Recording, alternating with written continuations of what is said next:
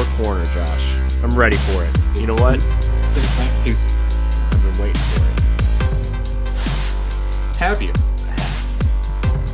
It's my favorite part of the show, Josh. You know this. I do. So this is going to be from the Ripples book for this season. Wick Burned Black. Saint's recent reports were unfocused, Zavala said with a sigh. Ikora nods from across the office. She stands with her arms crossed tightly over her chest. He suffered through an eternity of battle to keep us safe. Then he comes to the tower and lets his guard down, lets himself carry someone, and that's when he gets hurt. She grimaces. Badly. Zavala shifts in his chair and runs his large hands over his desk. His palms have memorized its every bump, every groove. I'm giving him space, but I don't know what else I can do. I'm not sure if he even believes the real Osiris is hidden away somewhere, but he's out there all the same. He just has to do something. I can understand the feeling, Ikora says quietly. It's what I should have been doing, seeing things my hidden missed, out in the field, putting the pieces together. Her lips curl in disgust, not wasting time in the tower waiting for an attack. Zavala looks up at her and frowns. It's not like you to second-guess yourself. Ikora's jaw tightens. Bitter fire flickers in her eyes. Maybe I should. Her voice is brittle. I brought Osiris. Savathun inside our walls. Yes, as you did with Mithrax and the House of Light, Zavala counters evenly. But Ikora lowers her eyes. People died for that too. As Zavala rises from his seat, she turns away. The last thing she wants is to be comforted. She hears him lean against his desk and a patient silence fills the room. Finally, Ikora lets her arms fall to her sides. When she looks at Zavala, his expression is one of confusion rather than concern. It's been years since I've heard you talk like this, he says. Frustration rises in her. I looked in his eyes and I didn't see it. Neither did I. None of us did. Zavala's face looks almost serene, which makes Ikora want to hurl a Nova bomb into it. Listen, he says, we have conquered the Cabal in their arenas. We have chased the Hive into their ascendant plane, the Vex deep into their network. We've been tricked by the god of trickery, and we have fought the god of war on the battlefield.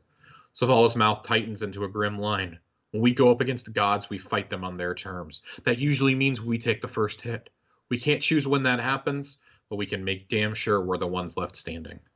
He sits back down at his desk and racks a sheaf of papers, as if putting a period on his sentence. Ikora clasps her hands behind her back, then takes a long breath. I'll support him as best as I can, she says. Share all my intel on Osiris. Anything we learned while my hidden were shadowing Crow after he first rose. If Savathun left a trail, I'll find it. I know you will, Zavala says.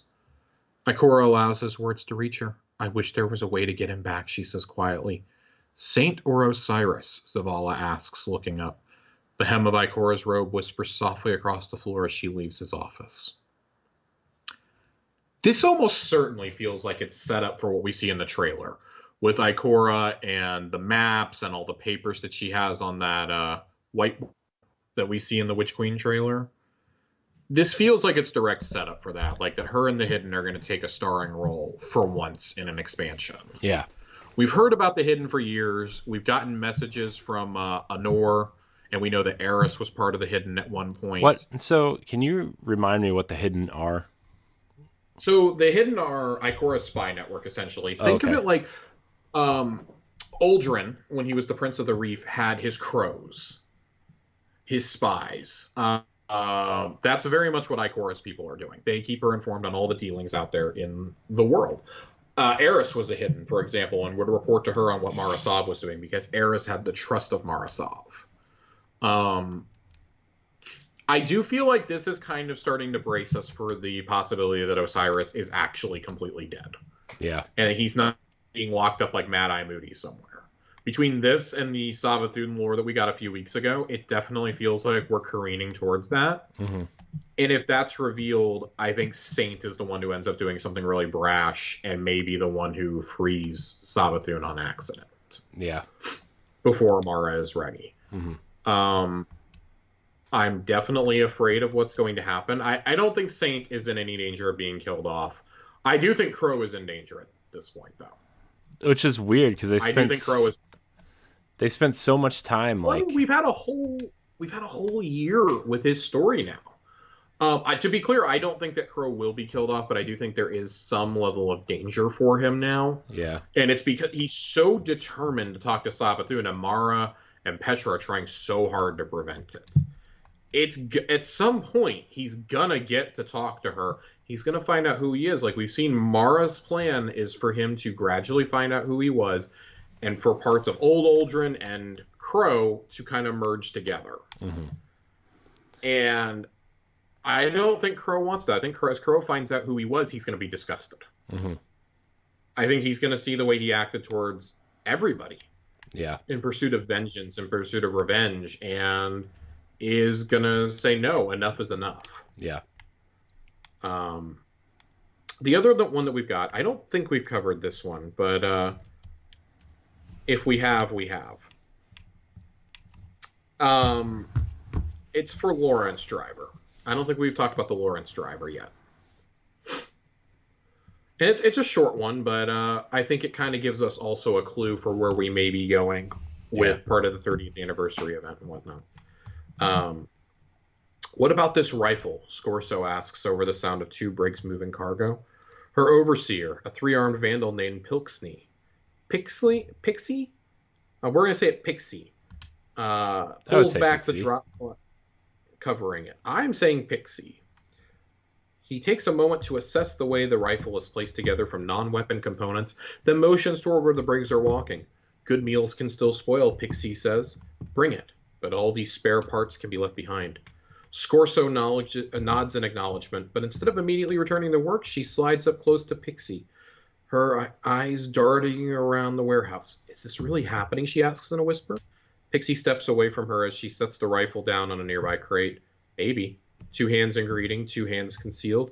It's a matter of survival. Scorso challenges Pixie's avoidance and circles around the crate, 4 eyes narrow.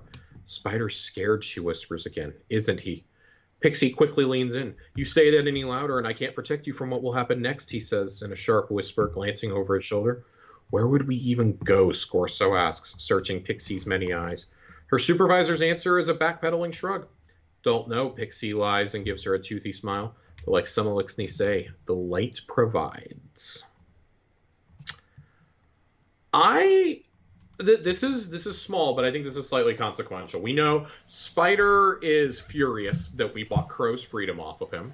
Mm-hmm. He has been less and less pleased since he used us to clear out the Barrens in Forsaken, going back on his deals multiple times, trying to use us for his dirty work, etc., etc.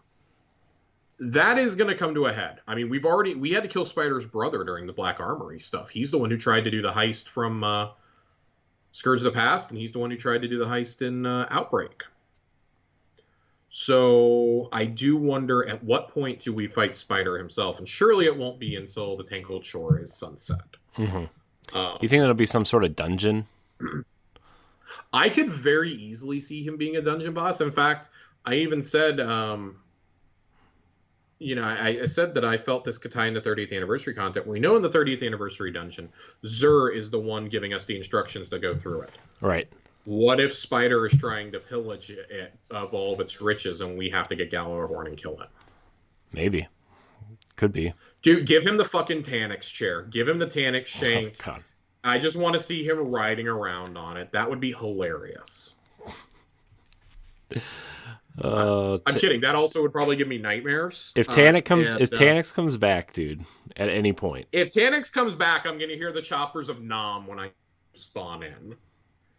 It's going to be real bad. But I like this because now even Spider's Elixni are starting to doubt his leadership, which we saw last season as well, right? When he was ordering them to, go and sabotage and things like that. I think that you have a lot of things that you could do here, and I don't know that the Spider storyline is going to be resolved right now, or if Tangled Shore will be sunset sometime next year. Mm-hmm. I do remember them saying they wanted the content to be free for everyone for a while before sunsetting it. Mm-hmm. But then again, I mean, like the Ascendant Plane this season is when we go in there into the Shattered Realm, it's the EDZ, it's the Dreadnought, and it's the Tangled Shore. Yeah. So I don't know. Like, is the Tangled Shore being sunset? We should probably know here pretty soon. I thought they weren't sunsetting anything. I don't know what they are or aren't doing, considering we didn't get any details. Yeah. I personally sunsetting anything, but I do think that the EDZ, as this year has shown, is basically useless now. Yeah. We're done. We did so much there the first couple of years that it doesn't make sense for us to keep returning to that one section of Earth. It makes more sense for us to go to the Cosmodrome. You mean Trossland to do our gunsmith bounties real quick and then just leave? Dude, the amount of times I've killed the boss under the church isn't even funny. Yeah. Oh my gosh. That Lost Sector boss, when he sees me coming, is just like, fuck. Yeah. Yeah. That's yeah. But yeah, man, I don't know. Get us out of here. I think Spider, something's gonna happen, right? Something's gotta happen.